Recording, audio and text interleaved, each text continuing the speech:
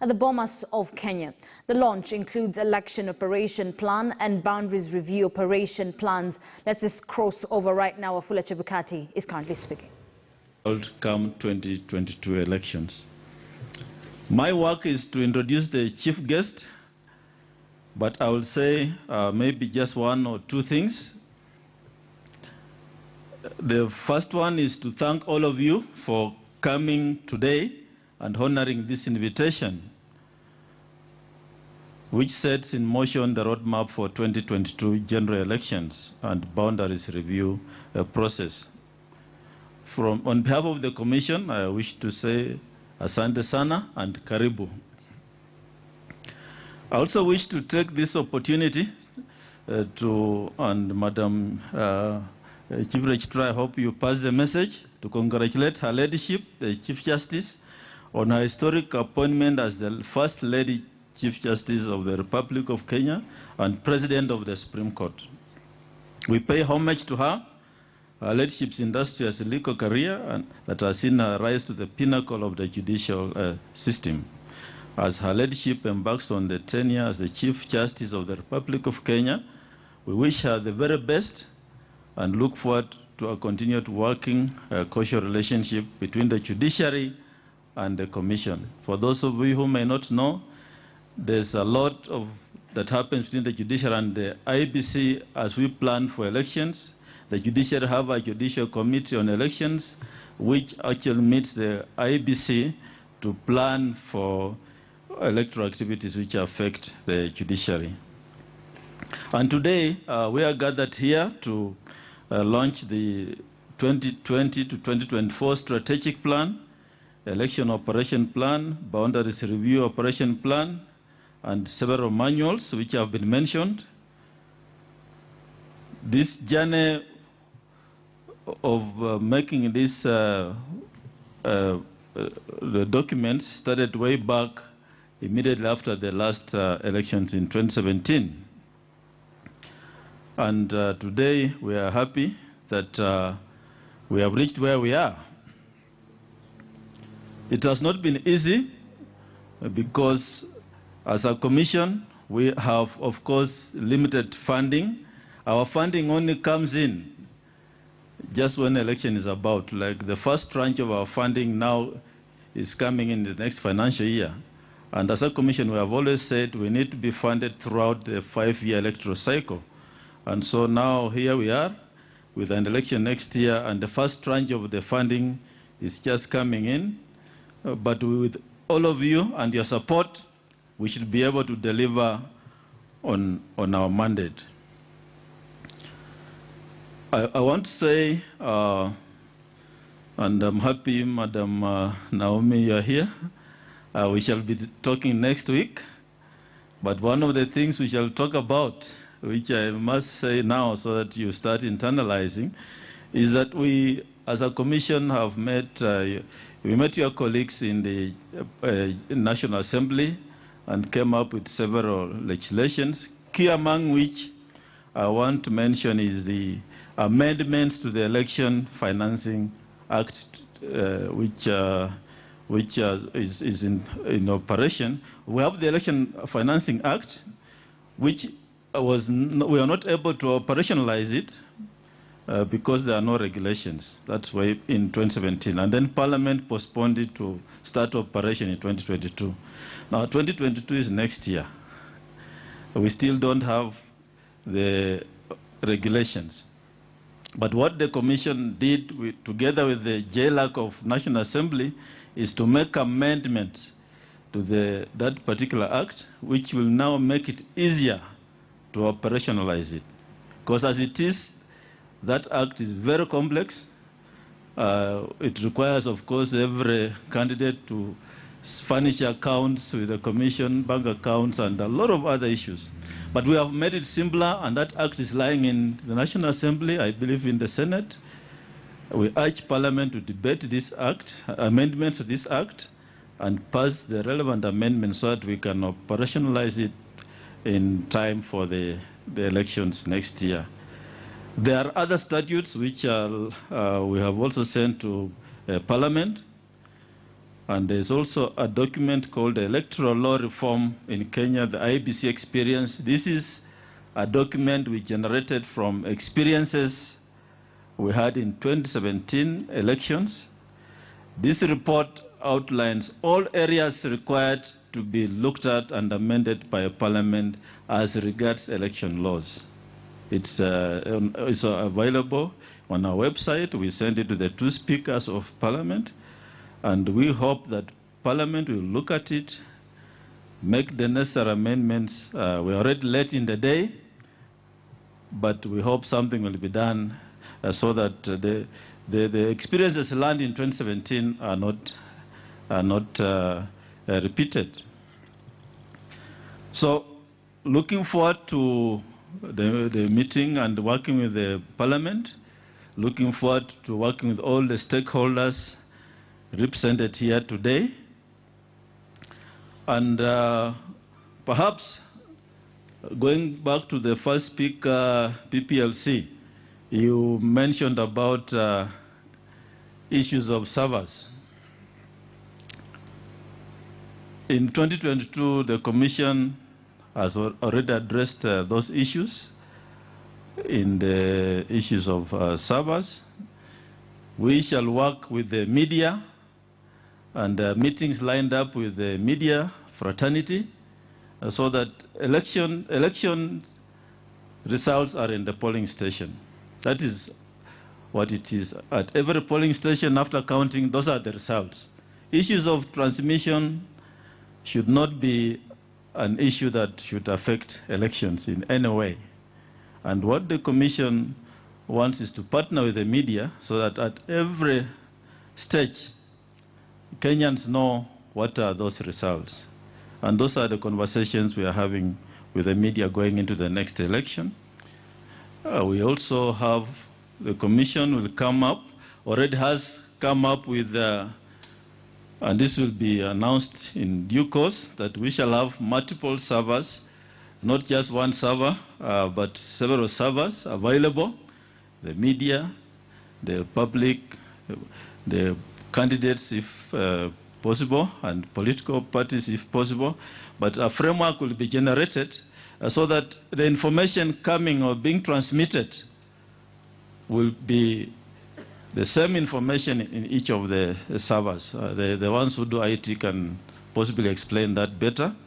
But the issue of having one server and that preserved information will not be there come 2022.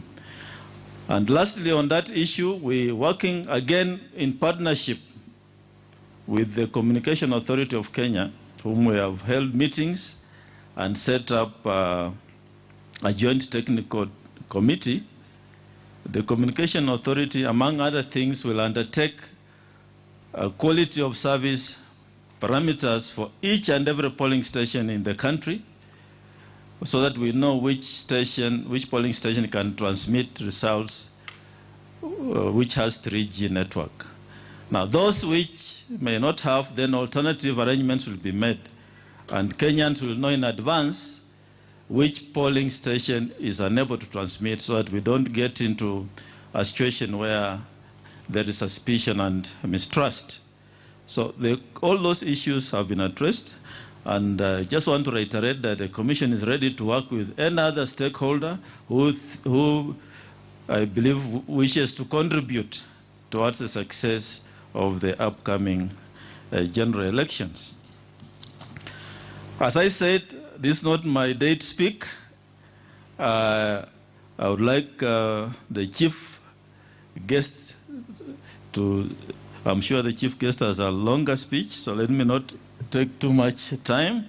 Without much ado, it's now my singular honor to invite the Chief Registrar of the Judiciary, Madam Anna Madi, to give the keynote speech. And please welcome her with a warm clap. Thank you.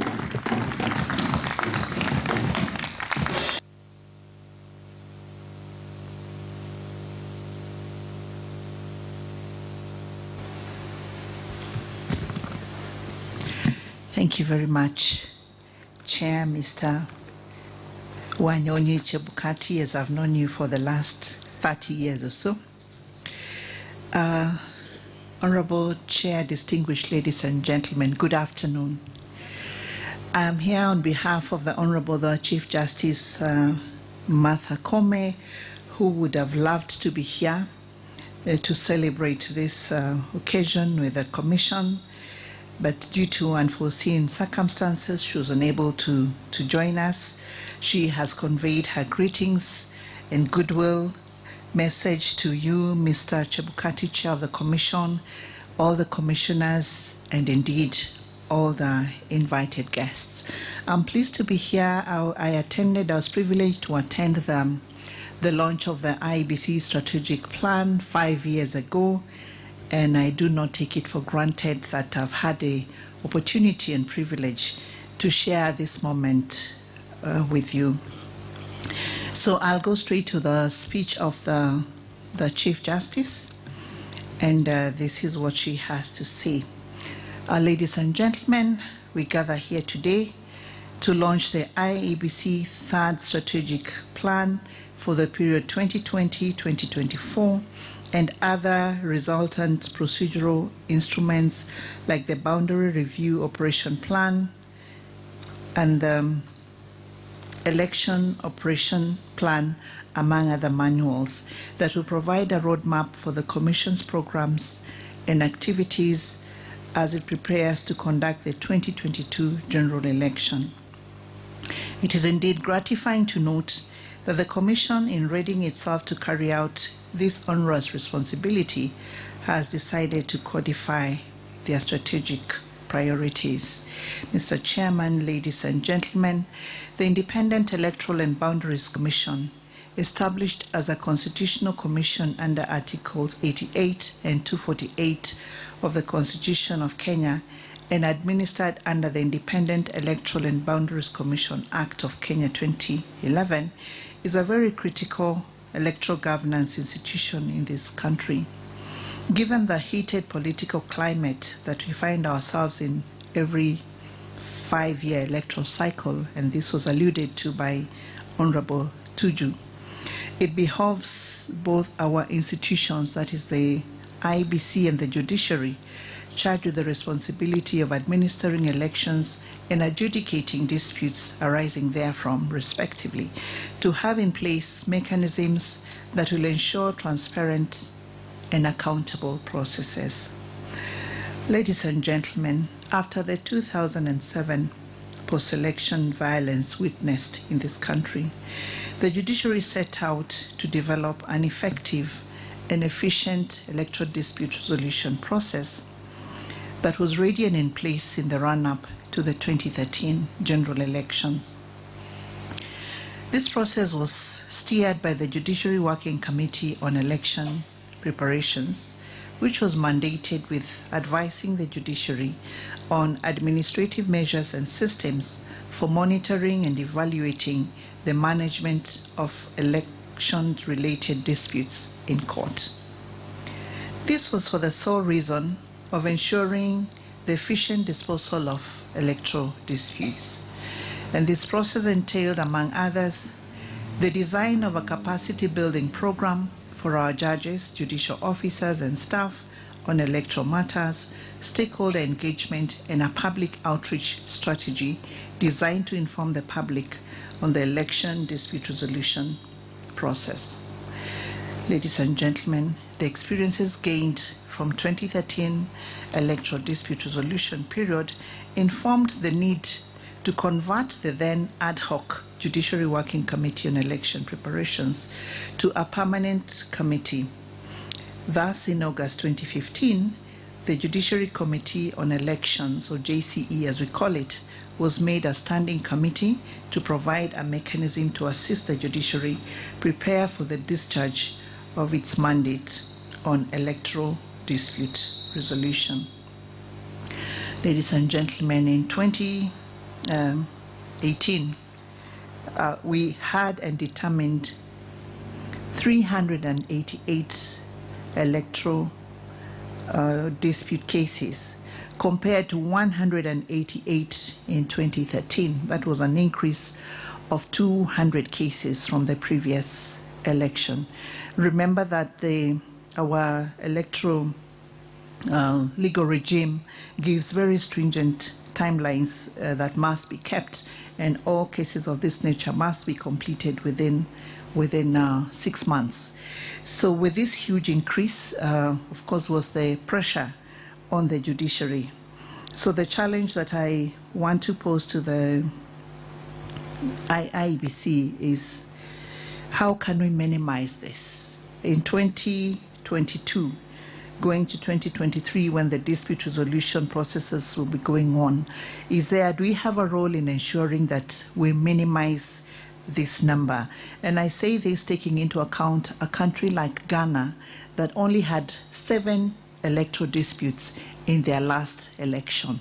So what I was asking myself, is it that the people of Ghana trust their electoral commission more than we do, or is it that Kenyans are more litigious than our brothers out there? So it is something for us to think about even as we launch this very important document. The launch of the IEBC strategic plan, operation plans, and manuals could not have come at a better time for us at the judiciary. Preparations on electoral dispute resolution has started now in readiness for 2022. And our judges, our magistrates, our staff need to be acquainted with the new areas introduced, especially around scrutiny of documents and other components of the electoral operations.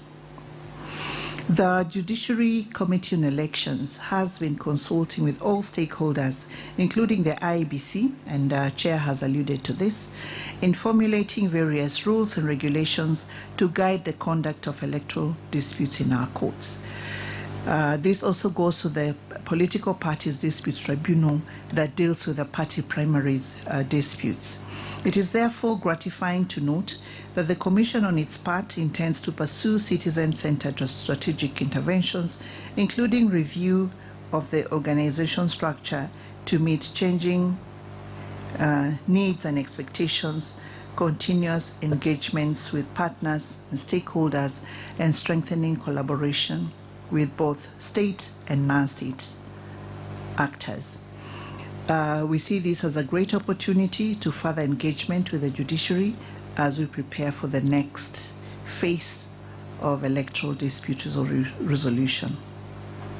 Ladies and gentlemen, the COVID-19 global pandemic has made it necessary and imperative for us to change the way we have traditionally conducted our business everywhere.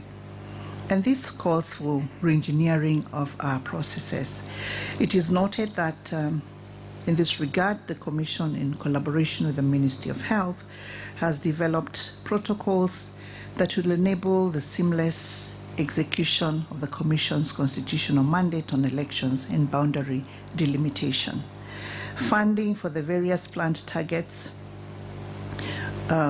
is required, in fact, timely funding, and we request those responsible, the National Treasury, the National Assembly, all partners, to support the Commission in order to realize the funding that is required for this important institution. It is on record, ladies and gentlemen, that in the lead up to the 2017 elections, key institutions, including IEBC and other stakeholders, led the push for policy and legislative reform, and in particular to those related to electoral dispute resolution. It is noted that the Commission commits to renewing its call for a robust legal framework to govern the electoral process and ensure harmonization of electoral laws. We wish to add our voice in calling on the legislature to fast-track the necessary review and enactment of electoral laws. I've had previous speakers raise this issue.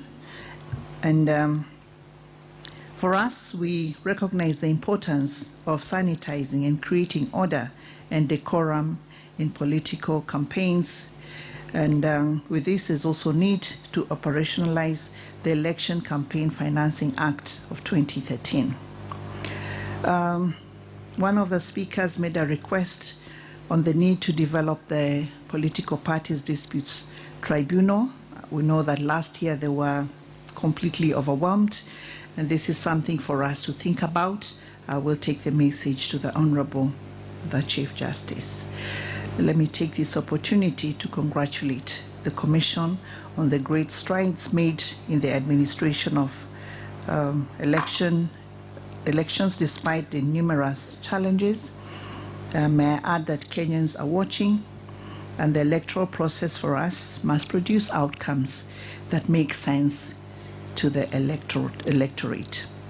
The hard work that you have put in, especially towards the successful and transparent implementation of these documents, should go a long way in ensuring that the people of Kenya have confidence and trust in the institution and electoral processes. The place of voter education cannot be overemphasized. This launch today, ladies and gentlemen, heralds the next most critical part of this process, which is sensitization and implementation. The judiciary will do its part, and Reverend Kobia, you alluded to a matter that is before us, and we will do our part based on the evidence that will be produced before the court and ensure that justice is done accordingly. I want to wish you well in realizing the objectives as you live up to your mission, namely to conduct transparent, efficient, and impartial elections and undertake boundary delimitation for equitable representation and sustainable democracy. May God bless us all. May God bless Kenya. Thank you very much, ladies and gentlemen.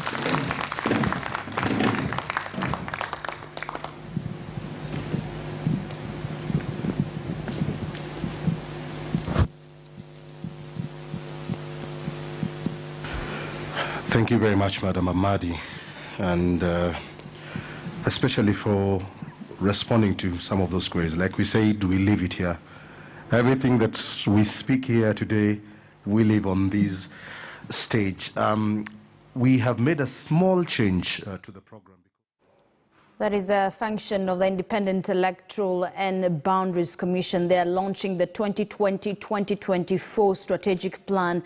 We've heard from various speakers. Just from speaking is Anne Amadi, who is the Chief Registrar of the Judiciary there. Calls of the legislature to fast-track the amendment of electoral laws. Even before that, we had from IEBC chairperson, that is Wafula Chebukati, talking about, the electoral process and how come 2022, the IEBC plans to work with